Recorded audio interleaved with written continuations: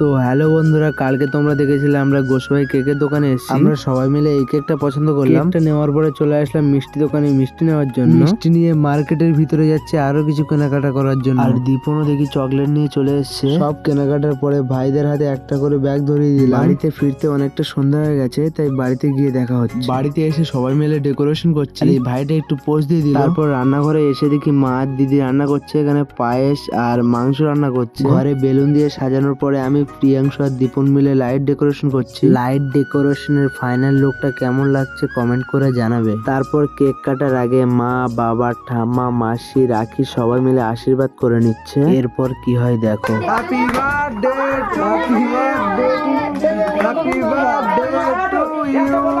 Cake কাটার পরে দীপনের কি অবস্থা করে দিয়েছে দেখো। তারপরে যে বেলুন গুলো ছিল ওইগুলো সবাই দেখো কিভাবে ফাটাচ্ছে।